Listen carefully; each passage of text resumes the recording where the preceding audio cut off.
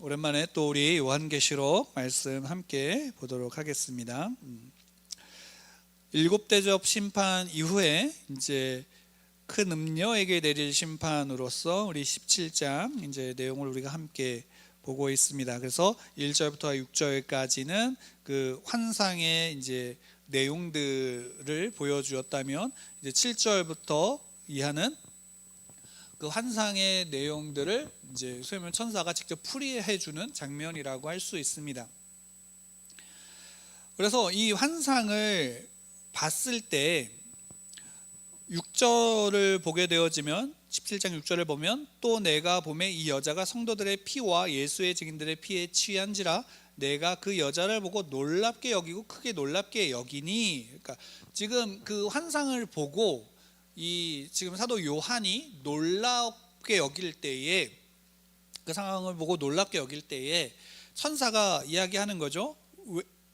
왜 놀랍게 여기느냐라는 거죠.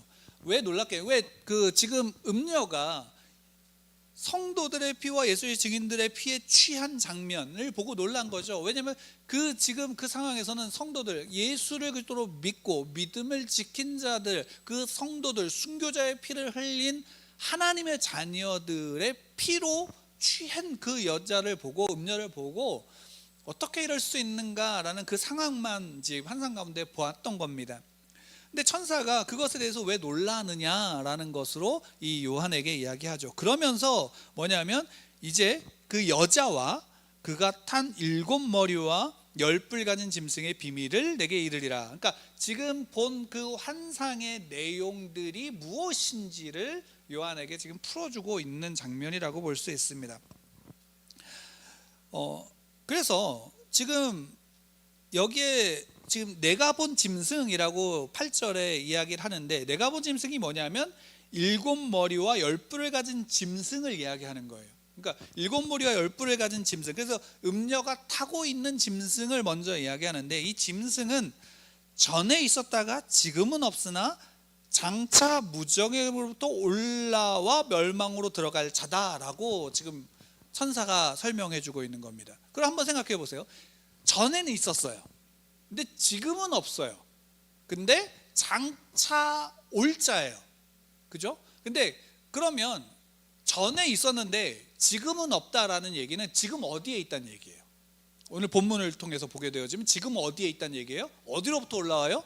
무저갱으로부터 올라오는 거예요. 그러니까 지금 어디에 있는 거냐면 무저갱에 있는 거예요. 그럼 여러분 한번 생각해 보세요. 무저갱은 어떤 곳이에요? 우리가 소위 말하면 지옥이라고 할 수 있는 곳이죠. 그럼 지옥은 그럼 어떤 곳이냐면 하나님의 심판을 받은 존재가 거하는 거예요. 그러면 이 짐승이 어떤 모습을 하고 있던 이 짐승은 결국 지금 심판을 받은 거예요. 그렇죠? 심판을 받아서 지금 무저갱에 있어요. 근데 그 무저갱에서 앞으로, 현재는 아니지만 미래에 올라올 것이에요. 근데 올라오지만 그 결과가 무엇이냐라는 거예요. 그것에 대해서 8절에 분명하게 그 결론을 내리고 있죠. 뭐라고 얘기를 하냐면 멸망으로 들어갈 자다라고 하고 있어요. 멸망으로 들어갈 자. 그런데 이 그런 멸망으로 들어갈 자, 그 짐승을 이야기하면서 그 다음에 또 무엇을 얘기하냐면 8절 하반절에 보면 땅에 사는 자들로서라고 얘기해요. 땅에 사는 자들. 그럼 땅에 사는 자들을 누구를 가르치는가 라고 할 때 그 다음에 나오는 게 창세 이후로 그 이름이 생명책에 기록되지 못한 자들이라는 거예요. 못한 자들.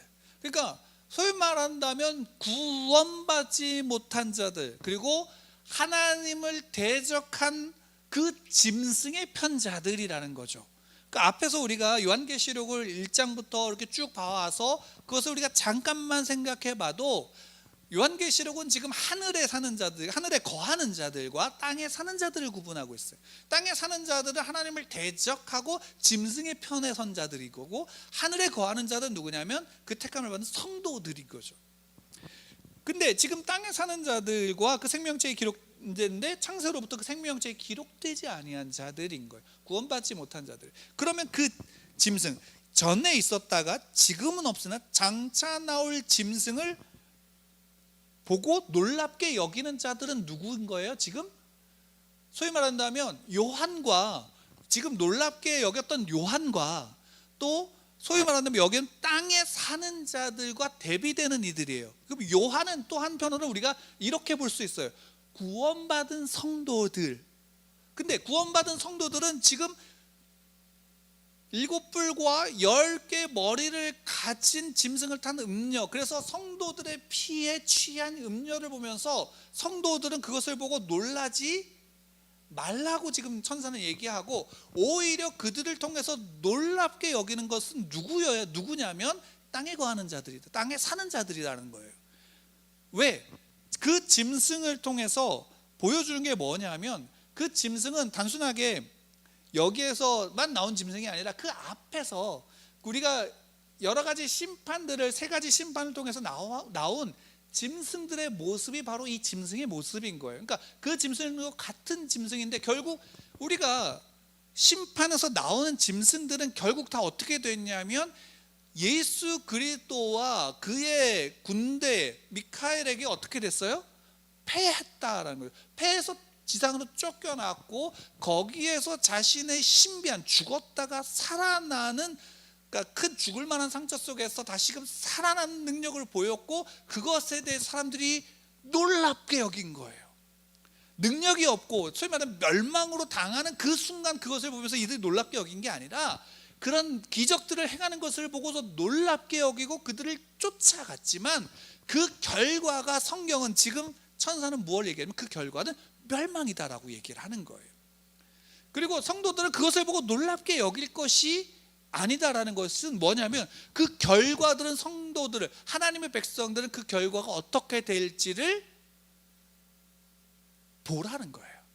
그러면 그들이 아무리 죽었 것처럼 상처를 입고 그 죽었다가 살아나는 기적을 보인다 한들 그것을 보고 놀랍게 여길 필요가 없다라는 거예요. 성도들이 그들에게 패한 것처럼 그들의 피에 취해 있는 그 음녀를 보면서도 놀랍게 여기지 말라. 왜? 그 피의 값을 그들은 치를 것이다 라는 것이고, 그 피를 흘렸던, 믿음을 지키면서 피 흘렸던 그들에 대해서는 어떻게 하시는가? 하나님이 그들을 지키시고, 하나님이 그들을 하늘에서 어떻게 하면 하나님과 함께 거하고 있다라는 사실을 함께 보여주고 있는 거예요. 그러니까 여기에 지금 7짐승과 그 7뿔을 가지고 10개의 머리를 가진 그 짐승과 그 짐승을 타고 있는 음녀는 결국 결론적으로 어떠한가? 지금 어떠한 모습을 가지고, 어떤 능력을 가지고, 어떤 힘을 가지고, 그들의 권세를 가지고 있다 한들 그들은 어떻게 되어졌는가? 지금 멸망할 것이다, 멸망의 길로 간다라는 거예요. 전에는 있었지만 지금은 어디에 있는가? 무저갱에 있고, 그 무저갱에서 앞으로 올라올 것인데, 그 올라오더라도 결국 어디로 가는가? 멸망의 길로 간다라는 것에 대해서 분명히 얘기하는 거죠. 그러면 여러분들, 우리가 볼 때에 성도들은 이 땅을 살아갈 때 무엇을 보고 놀라야 되는 것인가? 무엇을 보고 놀랍게 여기고 놀랍게 그것을 받아들여야 되는가? 세상에서 가지고 있는 세상의 권세와 세상의 어떤 능력을 가지고 그것을 보면서, 또한 그것 속에서 고통받고 있는 성도들을 보면서 놀랍게 여길 것이 아니라 그 이면에 역사하고 계시는 하나님을 보면서 놀랍게 여기고 그분을 믿는 믿음 가운데 서야 한다라는 사실을 알려주고 있는 거예요. 그 다음에 그럼 7머리는 뭔가 라는 거죠. 지혜 있는, 여기 이제 9절을 보면, 9절을 함께 좀 읽을까요? 9절 말씀 함께 읽겠습니다. 시작. 지혜 있는 뜻이 여기 있으니 7머리는 여자가 앉은 7산이요 라고. 그러니까 지혜 있는 뜻이 여기 있다. 그러니까 여기서 이야기하는 지혜는 우리가 이제 어떤 것으로 좀 볼 수 있냐면 분별하는 거죠. 왜냐하면 앞에서 요한이 보고 놀랐는데, 야, 왜 그것 때문에 놀래냐? 결국에는 그걸 보고 놀랄 사람들은 누구냐면 땅에 거하는 자들이고 생명책에 기록되지 아니한 자들이야. 왜? 그 짐승의 권세를 보고, 짐승의 능력을 보고 놀라지만 결국은 그들은 어디로 가는가? 멸망 가운데 거하게 될 거야 라는 부분을 이야기를 하면서, 그래서 분별하는데, 그러면 여기에 이제 여자가 앉아있는 그 짐승, 그래서 7머리는 뭐라고 얘기하냐면 7산이라고 얘기하고 있어요.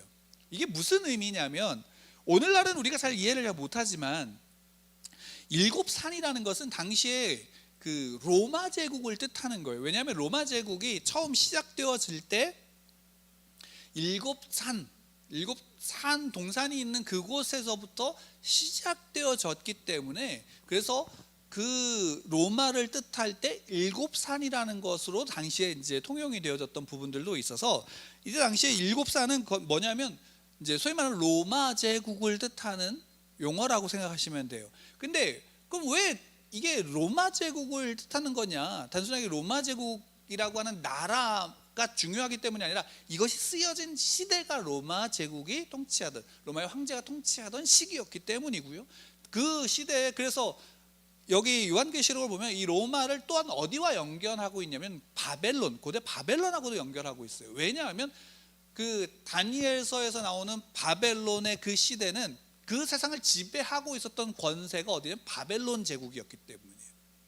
그래서 그 시대를 그 부분에서는 담고 있죠. 그럼 단순하게 여기서는 로마, 일곱 산은 로마 제국을 뜻하지만, 로마 제국이라는 것이 단순하게 지형적인 한계가 있는 그 시대의 로마 제국만이 아니라 오늘날로 얘기하면 우리가 소위 말한다면 세상이라고 말할 수 있는, 하나님을 대적하고 믿지 않는 자들의 세상을 뜻하는 부분이기도 한 거다라는 사실을 우리가 좀 기억할 필요 있어요. 그래서 근데 당시에는 일곱 산이라는 것은 결국은 어디를 뜻하냐? 로마 제국을 뜻한다라는 것을 이때 당시에 살았던 사람들은 다 그래서 이것을 글을 읽으면 알았을 거예요. 그래서 지금 여기에서는 이제 그 로마 제국을 좀 빗대서 우리가 좀 볼 필요가 있습니다. 그래서 이 여자가 지금 어디에 일곱 산 위에 앉아 있어요.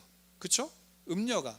그러니까 지금 이 음녀는 결국 일곱 산 위에 앉아 있다라는 것은 결국 이 여자도, 이 음녀도 결국에는 어디랑 지금 또 같은 맥락을 가지고 있냐면 일곱 산을 뜻하는 로마 제국과 같은 의미로 함께 사용되어지고 있는 거예요.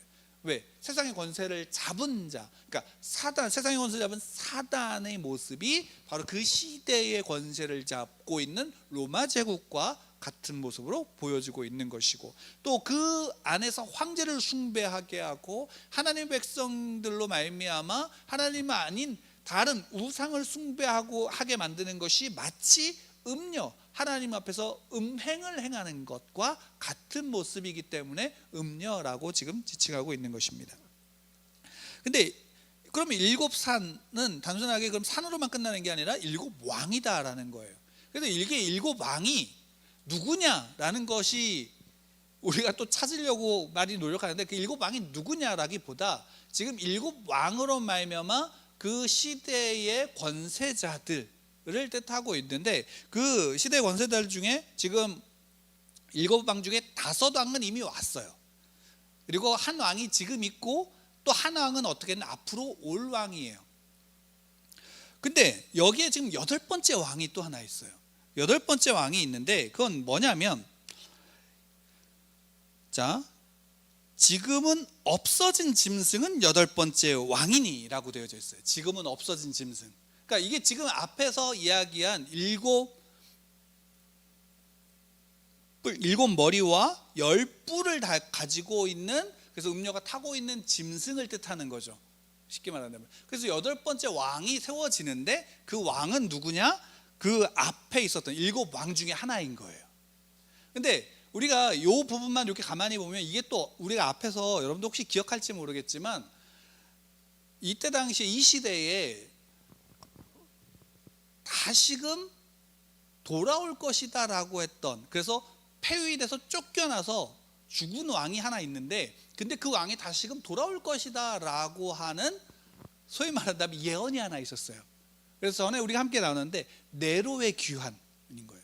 그러니까 왜냐하면 네로가 굉장한 흉폭한 왕이었지만, 황제였지만, 그로 인해서 그가 폐위되고 그의 신하들로 말미암아 그가 죽임을 당했음에도 불구하고 결국 네로가 당시에 다시금 돌아올 것이다 라는 예언을 통해서 많은 사람들이 그런 마음을 가지고 있었기 때문에, 어떻게 본다면 일곱 왕 중에 하나인데 다시 올, 지금은 없지만 다시 올 왕은 어떻게 본다면 그 네로의 귀환이라고 하는 예언과 같은 맥을 가지고 있는 부분이 있죠. 근데 그렇다고 해서 이것은 꼭 네로를 뜻한다라기보다도 앞에서 얘기한, 전에는 있는데 지금은 없지만 무저갱으로부터 올라올 짐승, 결국 그 짐승은 어디로 가는가? 잠시 머무르지만 멸망으로 간다라고 하는 그 짐승이다라는 것을 조금 더 반복하고 있어요. 왜냐하면 그 반복하는데 로마라고 하는 그 당시의 제국, 왜? 당시의 기독교인들에게 있어서, 그리스도인들에게 있어서 가장 큰, 소위 말하는 그들을 적대시하고 그들의 대적은 누구였냐면 로마였죠. 왜? 로마의 황제를 숭배하는 것 가운데 숭배하지 않으면 그로 말미암아 그 결과가 뭐였냐? 죽음이었기 때문이에요. 그로 말미암아 핍박을 받았고, 그로 말미암아 일반적인 생활, 경제 생활 자체를 하지 못하게 되어졌고, 그로 말미암아 콜로세움에 들어가서 짐승의 먹이가 되거나 검투사들의 칼에 휘둘려서 피를 흘리고 순교를 당해야 되거나, 아니면 십자가형의, 당시에 가장 극악한 형이라고 할 수 있는 십자가에 못 박혀 죽는 일들이 당시에 있었기 때문이에요. 그래서 로마는 그 당시에 있어서 그리스도인들에게 있어서는 어떻게 하냐면 가장 큰 대적이었어요. 근데 그 대적이 여덟 번째 짐승으로 지금 표현하면서, 그 천사는 지금 그것을 보여주면서 어떻게 하고 있는가? 결국에는 그 짐승 어떻게 된다? 전에 없었고 지금은 심판받았고 결국에 다시 올라오지만 멸망할 거야 라는 거예요.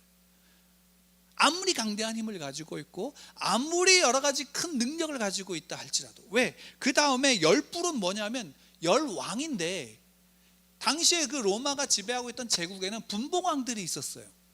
우리가 잘 아는 헤롯 대왕이라고 얘기하지만 로마의 분봉왕이었죠. 그 분봉왕들이 있었는데, 그 분봉왕들은 결국에는 자기의 모든 힘과 지위와 능력을 다 누구에게 줄 수밖에 없냐면 로마의 황제에게 줄 수밖에 없었어요. 그래서 뭐냐면, 자 4절에서 보면, 12절에서 보면, 내가 보던 열뿔은 열왕이니 아직 나라를 얻지 못하였으나 다만 짐승과 더불어 임금처럼 한동안 권세를 받으리라. 그들이 한 뜻을 가지고 자기의 능력과 권세를 짐승에게 주더라. 그러니까 지금 나라를 얻지 못했다는 것은 분봉왕이라는 어떤 의미를 가지고 있고, 결국 그들의 힘과 그들의 모든 능력은 어떻게 하냐? 한 뜻으로 황제에게 집중되어진다. 그러니까 짐승에게 집중이 되어지는데, 그 짐승은 뭘 하고 있는 거예요? 짐승은 하나님을 대적하는 거예요. 하나님을 대적하는 거예요. 그러니까 당시에 로마는 하나님을 대적하고 있었거든요. 하나님의 백성들을 핍박하고 죽이고 있었고, 그것은 하나님을 전적으로 하나님을 대적하고 있었던 행위의 모습이었고, 그것이 여기에 고스란히 담겨져 있는 거예요. 여러분, 하나님을 대적한다라는 것, 여러분, 죄라는 것은 전적으로 하나님을 대적한다라는 거예요. 그가 생각하는 모든 것들이 하나님을 대적하고 하나님을 반대하고 하나님에 대해서 적대하는 것이 죄라는 것을 칼빈이 그의 5대 교리를 통해서 우리에게 알려주고 있죠. 전적 타락이라고 하는 것을 통해서 인간은 전적으로 타락한 존재다라고 하는 거. 그러면 전적으로 타락한 자들이 살아가는 곳이 어디냐면 세상 권세 잡은 자의 아래에 있는 세상인 거고, 그 안에 그 권세 잡은 자, 그 사단은 결국 짐승으로서 하나님을 대적하는 거예요. 항상 어디에 있든지 하나님을 대적하고 하나님을 반대하고 하나님을 적대하는 것, 그들의 결과가 무엇인가? 앞에서 8절에서 분명히 결론을 내리는 거예요. 뭐냐? 멸망으로 들어간다라는 거죠. 그러면서도 14절에서 다시금 이야기하는 거죠. 14절 함께 읽을까요? 14절 말씀 함께 읽겠습니다. 시작. 그들이 어린 양과 더불어 싸우려니와 어린 양은 만주해 주시오 만왕의 왕이심으로 그들을 이기실 터이요 또 그와 함께 있는 자들 곧 부르심을 받고 택하심을 받은 진실한 자들도 이기리로다. 그러니까 결국에는 이긴다, 승리한다라는 거예요. 왜? 그와 대적하고 있는 왕이신 분, 어린 양이 이기신다라는 거죠. 그 어린 양은 어떤 분이기 때문에? 만주의 주시오 만왕의 왕이시기 때문에 이기신다라는 거예요. 어린 양이 이긴다. 왜? 만주의 주시고 만왕의 왕이시기 때문에 이긴다. 또 그와 함께 어떤 자들? 그와 함께 있는 자들, 곧 부르심을 받은 자들, 택하심을 받은 자들, 진실한 자들도 자들이기 때문에 이긴다라는 거예요. 그러니까 우리 구원받은 하나님의 백성들도 결국엔 이긴다. 왜? 그들은 부름받았기 때문입니다. 그리고 그들은 택하심을 받았기 때문입니다. 그리고 그들은 신실하기 때문입니다. 여기에 부름받고 택하심을 받고 진실한 자들, 신실한 자들은 하나예요. 부름받았기 때문에 택함을 받은 거예요. 그리고 택함을 받았기 때문에 어떻게 하는가? 부름받고 택함 받은 자들은 진실한 거예요. 하나님을 향해 신실한 거예요. 하나님을 향해서 충성된 자들이 되는 거예요. 왜? 하나님의 그 구원, 하나님의 택한 가운데 받은 자들은 그 구원의 은혜 속에서 하나님의 자녀이기 때문이에요. 이것은 떨어지는 게 아니에요. 그것은 항상 그 안에서 함께 있는 거죠. 그래서 우리의 믿음은, 우리의 구원은 전인격적인 구원이에요.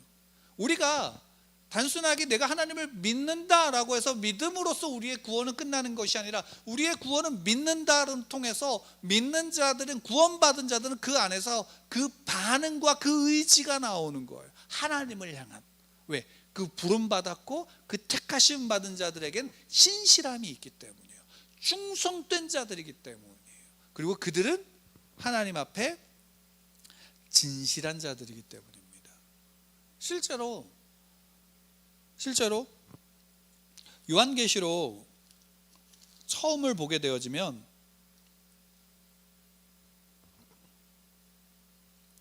5절 말씀에, 1장 5절 말씀에 보면 충성된 증인이라고 나와요.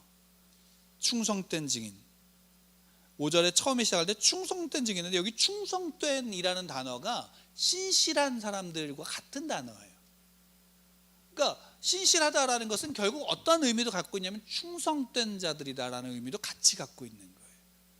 이 같은 단어를 가지고 이렇게 해석해서 성경이 기록되어지고 있는 거죠. 그러니까 우리가 하나님 앞에서 구원받은 자들은 이 마지막 때에 결국 아직 짐승이 올라오지 않지만, 결국 짐승이 올라와서 잠깐 머무를 수 있는 그 시대 속에서도 결국은 어떻게 되어지는가?